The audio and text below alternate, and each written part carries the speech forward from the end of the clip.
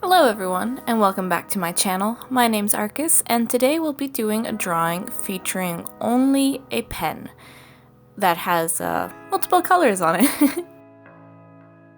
So I got this pen a little while ago, and I thought, it's kind of fun to try to do something with it, just because it does have, 8 colors, something like that.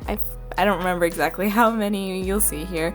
So I wanted to do something that features all of the colors of the pen, but I kind of, I didn't have that much time, and I wasn't really inspired by it, because when you do pen drawings like this where you want to show that there's shading or something, you tend to do like cross-hatching or maybe like a little bit of stipulating, I think is what it's called, where you put a lot of dots down.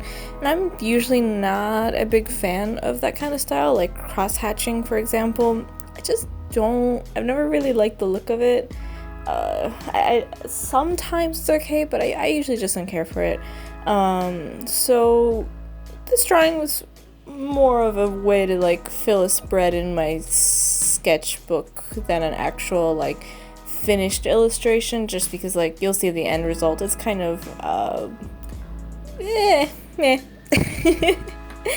Oh yeah, I also wanted to look, there's a new desk. It's because I'm moving around, sort of. It's okay, next video will not feature the new desk because I filmed it before I filmed this one when I was still at my old desk, so it's fine. Everything's fine. Just enjoy it for this one video. So when I was putting down the colors, I kind of had this image in my mind.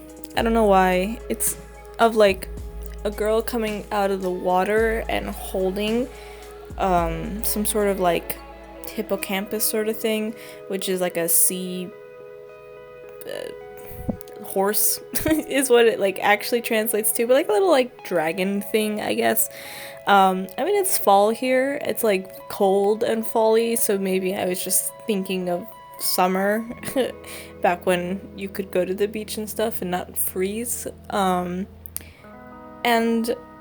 I wanted the feeling to be kind of just like, oh, she's just struck that she found this thing and she's holding it, but then I changed it, like her face was looking kind of upset, so I changed it so that like the hippocampus is injured, I guess, and she's bringing it out in hopes to like find some way to help it. So I played around a lot with the design of the hippocampus because I couldn't quite get it right, and then I put down some ideas for colors. So I wanted the water to be like green and the hippocampus to have the cool colors on the pen, which is like a blue and a purple, while she, like the girl that's holding her, the hippocampus has more warm colors. I keep saying hippocampus, but now I'm thinking that might be the part of the brain and not the actual thing. Wait, let me look it up really quick. Okay, so it is hippocampus, the brain. The part of the brain is named directly after the seahorse thing, so I was saying it correctly. That was not gonna be a really embarrassing thing. So after I finished the sketches on the left side of the page, and I was pretty satisfied of the shape of the I'm just gonna call it dragon. It's not just straight up a seahorse, it just kind of has some of the features of it. And like I played around with having like flippers for fins and the shape of the tail and how I wanted to draw the head. Then I went to actually doing the actual drawing on the right side of the page. And I wanted my lines to not be as sketchy as they were on the left side. So with pen, obviously the challenge here is you can't erase. And as I was trying to be very confident in my strokes, I made a lot of mistakes. Like as you can see on the left side, the face is someone much older, it seems, while on the right side I made the face very square-ish. And so that instantly changed the girl to be like significantly younger than I had initially planned. And that was a problem because I don't know how to draw children or their proportions. I just know they're kind of like rectangles for bodies instead of how I usually draw bodies. And so that just, I got concerned, to put it mildly, and kind of freaked out a little from there. So there's problems in the body where the arms are too not long enough, and then the one leg is significantly thinner than the other leg. And then I changed the hairstyle a little so that it looks more like a child, and put like these little pigtails, but then the head looks too squished. Like, you know what? I could keep going on with like all the problems I have with this drawing. I don't think that's very fun to listen to though, so I'm going to stop talking about the problems. Instead, I'll talk about, so I kept the lines on her and the dragon black, and then on like the water and the dragon's flippers, I made those colorful so that it looks like they're like somewhat transparent, and then I try to color them in as well a little. So I use a little bit of cross hatching. I used a little bit of just like drawing lines. I didn't really use any dots, to kind of just try to distinguish. There's a helicopter flying above.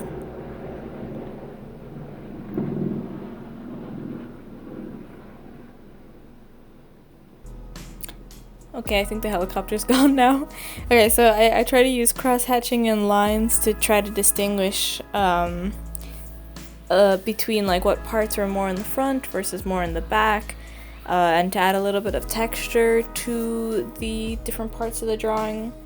And I didn't shade her in very much, just very, very minimal shading, and like on her hair and on her bathing suit, just more adding color to show that there is a sort of color to it. So like there's like orange stripes on her swimsuit, and then her hair was initially orange on the left side, and then I made it red on the right side, just because I wanted the dragon thing to have a little bit of red blood coming off of it. And so if her swimming suit was red, as I initially had planned it to be, it would have blended in a little bit, so I changed the colors between the two of them. And so yeah, that was that. I should be trying to draw with pen more often, just because to learn to have more confidence in my strokes. It's just like completely with pen, like no sketching underneath it, because I definitely do line art all the time, but it's different. And it also is a way to learn to vary your line width and pressure in your hand. So I really should be doing it more often, but here we are for now. Well, thanks you guys for sticking around and watching this, and I'll see you all next week. Bye!